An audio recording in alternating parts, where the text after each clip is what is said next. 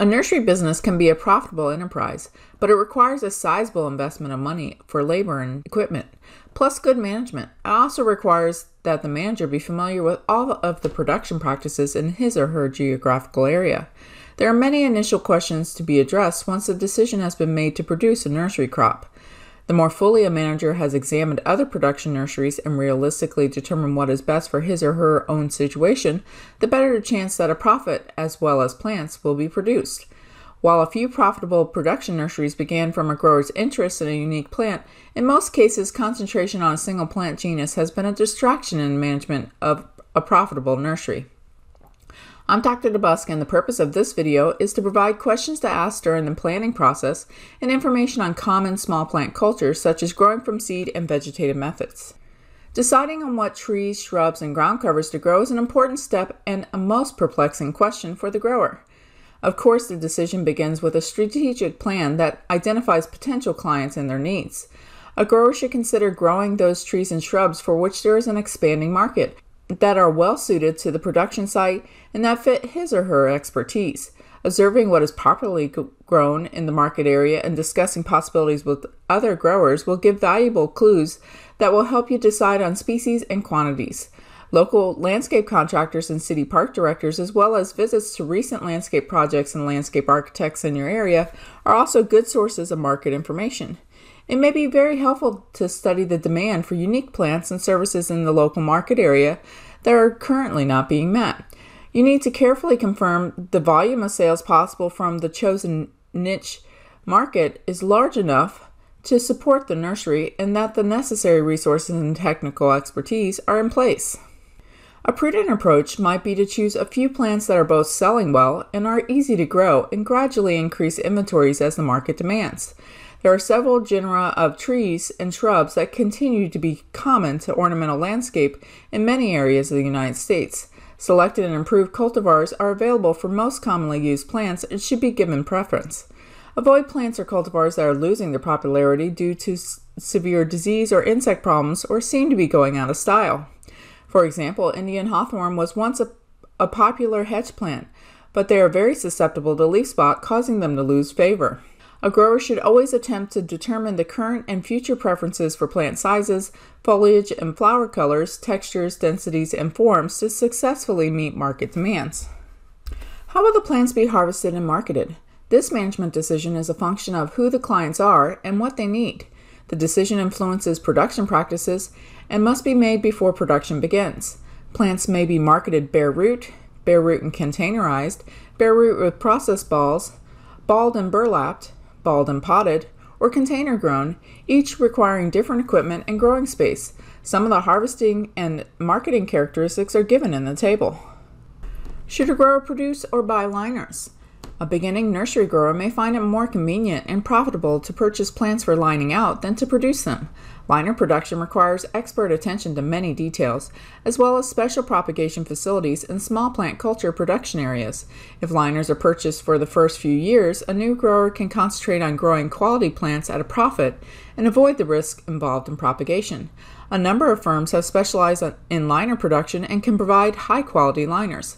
After concentrating on growing practices and establishing the business, the new grower might consider the profitability of producing lining out stock. High-quality tree and shrub seedlings are much more likely to be produced when the seed source or parentage is known. Seeds should be from plants that are well adapted to the nursery's market areas. Local seed collection is best because it ensures identification of parentage and allows harvest at the appropriate state of maturity. However, there may be just a few species of interest in your area and a limited amount of seed. Seed collection requires that the nursery have the appropriate labor and seed handling knowledge. If possible, a nursery should have its own seed orchard so the propagator can collect from known plants that are genetically well adapted to the area. In some cases, nurseries have gained permission to collect seeds from large parks or cemeteries.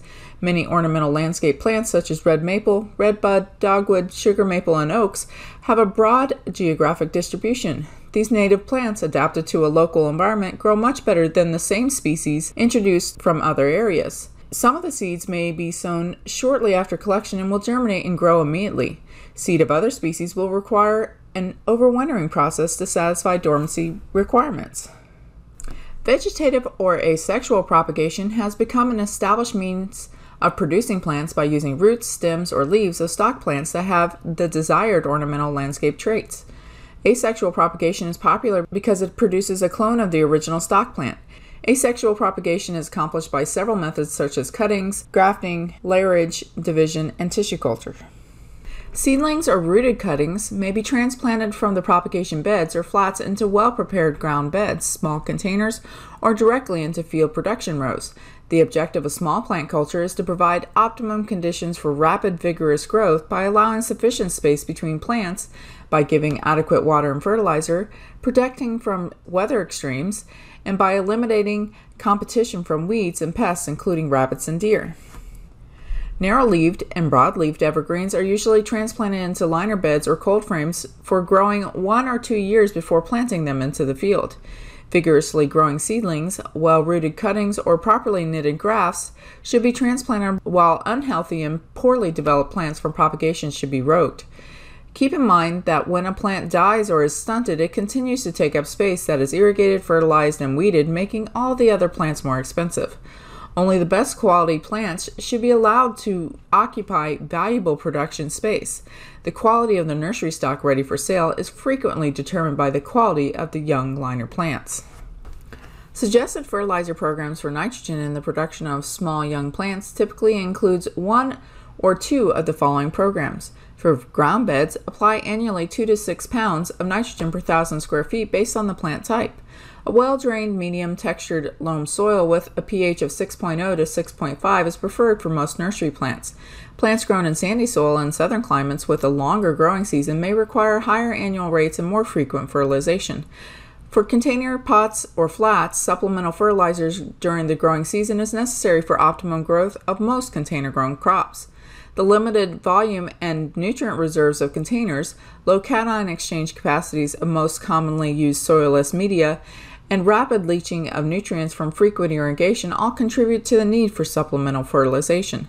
A choice of 3 fertilizer programs includes a complete slow-release fertilizer at manufacturer's recommended rate, a slow-release fertilizer applied in combination with soluble fertilizer at 100 ppm nitrogen weekly, or when no other form of nitrogen is applied in slow release or granular form, then soluble nitrogen at 250 to 300 ppm nitrogen weekly is suggested.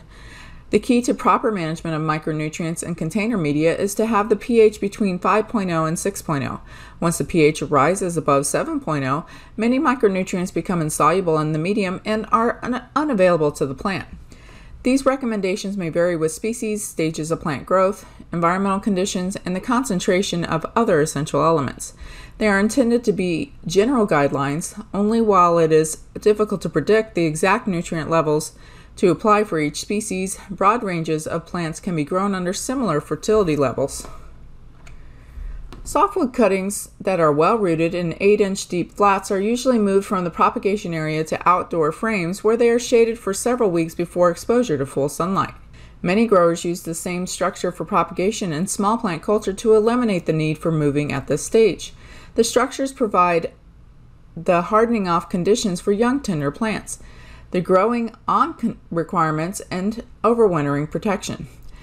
Some growers prefer ground beds instead of flats. However, the fact that the flats can be moved directly into the field where the plants will be planted is a great convenience. In our area, USDA hardiness zones 9 and 10, you can direct stick 3 cuttings in 1 or 2 gallon containers placed outdoors with a pot-to-pot arrangement for mist propagation. Hardwood cuttings for narrow-leaved evergreens and dormant deciduous plants, which root and develop shoots at the same time, are usually overwintered in the propagation greenhouse at reduced temperatures. Slower-growing narrow-leaved evergreens, which require shaded beds for several years before being lined out in the field, are moved to beds or frames after rooting. Hardwood cuttings of vigorous deciduous plants such as forsythia and privet may be collected when dormant, held in cold storage to form callus, and then lined out in the field. These cuttings should form roots in a few weeks, followed by shoot growth. If shoots elongate before these stored cuttings are planted, they will not survive. Many types of fast-growing seedlings are direct seeded in field rows or ground beds and grown to a marketable size. These seedlings may also be used as understock for budding. Budding is nearly always performed on well-established field-grown plants. Seedlings of broad-leafed and narrow-leaved evergreens and deciduous plants may be started and grown in seed beds for 1 or 2 years under shade if needed before being lined out in the field. Grafting and budding are horticultural techniques used to join parts from 2 or more plants so that they appear to grow as a single plant. In grafting, the upper part, scion, of one plant grows on the root system, rootstock, of another plant. In the budding process, a bud is taken from one plant and grown on another. Since grafting and budding are asexual or vegetative methods of propagation, the new plant that grows from the scion or bud will be exactly like the plant it came from. These methods of plant reproduction are usually chosen because cuttings from the desired plant root poorly or not at all. Also, these methods give the plant certain characteristics of the rootstock, for example, hardiness, drought tolerance, or disease resistance. Since both methods require extensive knowledge of nursery crop species and their compatibility, grafting and budding are 2 techniques that are usually practiced by more experienced nursery operators. Clones or varieties within a species can usually be grafted or budded interchangeably. For example, pink sachet dogwood can be budded or grafted onto white flowering dogwood rootstock and vice versa. Bradford pear can be grafted on or budded onto Callery pear rootstock and vice versa. However, pink sachet dogwood cannot be grafted or budded onto Callery pear. Grafting and budding can be performed only at specific times when weather conditions and the physiological stage of plant growth are both optimum. The timing depends on the species and the technique used. Budding and grafting may increase the productivity of certain horticultural crops because they make it possible to do the following things. Change varieties or cultivars. An older established orchard of fruiting trees may become obsolete as newer varieties or cultivars are developed. The newer varieties may offer improved insect or disease resistance, better drought tolerance, or higher yields. Optimize cross-pollination. Certain fruit trees are not self-pollinating. They require pollination by a second fruit tree, usually of another variety. This process is known as cross-pollination. Portions of a tree or entire trees may be pollinated with the second variety to ensure fruit set. Take advantage of particular rootstocks. Compared to the selected scion, certain rootstocks have superior growth habits, disease and insect resistance, and drought tolerance. For example, when used as rootstock for commercial apple varieties, the French crab apple can increase resistance to crown gall and hairy root. Benefit from interstocks. An interstock can be partially valuable when the scion and rootstock are incompatible. In such cases, an interstock that is compatible with both rootstock and scion is used. An interstock could increase the disease resistance or cold hardiness of the scion. Plants also may be double worked to impart dwarfness or influence flowering and fruiting of a scion. Perpetuate clones. Clones of numerous species of conifers cannot be economically reproduced from vegetative cuttings because the percentage of cuttings that root successfully is low. Many can be grafted, however, onto seedling rootstocks. Produce certain plant forms. Numerous horticultural plants owe their beauty to the fact that they are grafted or budded onto a standard, especially those that have a weeping or cascading form. Repair damaged plants. Large trees or specimen plants can be damaged easily at or slightly above the soil line. The damage may be caused by maintenance equipment such as lawnmowers, trenchers, or construction equipment, or by disease, rodents, or winter storms. The damage can often be repaired by planting several seedlings of the same species around the injured tree and grafting them above the injury. This procedure is referred to as enarching, approach grafting, or bridge grafting. Increase the growth of seedlings. The seedling progeny of many fruit and nut breeding programs, if left to develop naturally, may require 8 to 12 years to become fruitful. However, if these progeny are grafted onto established plants, the time required for them to flower and fruit is reduced dramatically. Another way to increase the growth rate of seedlings is to graft more than one seedling onto a mature plant.